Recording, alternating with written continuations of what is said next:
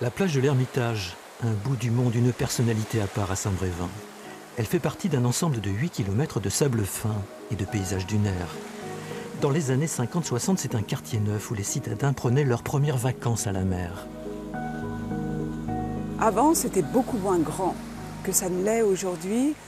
La plage était moins large, dans la mesure où la mer montait beaucoup plus haut au pied des dunes. Vous voyez les immeubles qui sont derrière moi, avec quasiment les pieds dans l'eau.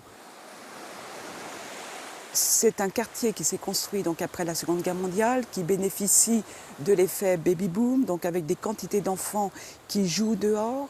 C'est encore l'époque où les mères, pour la plupart d'entre elles, ne travaillent pas encore, donc elles accompagnent les grandes vacances pendant ces 2 mois et demi des vacances d'été. Ici, il y eut un jour un ermite et très certainement une maladrerie.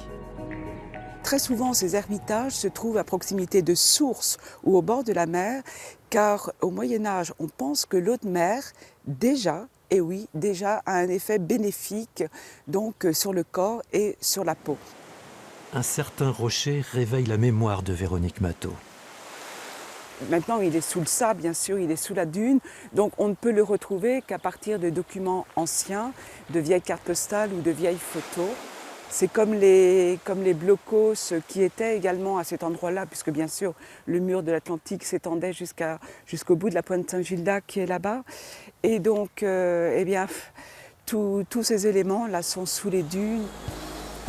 La dune, justement.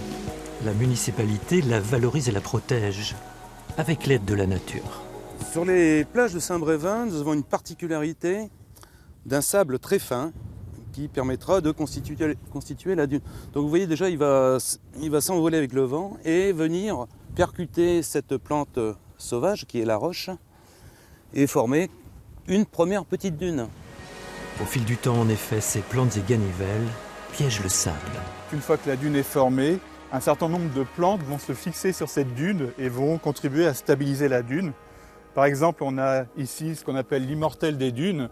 C'est une plante avec des petites inflorescences jaunâtres. Aujourd'hui, plus que jamais, la plage est un lieu de loisir, un endroit où l'on peut jouer.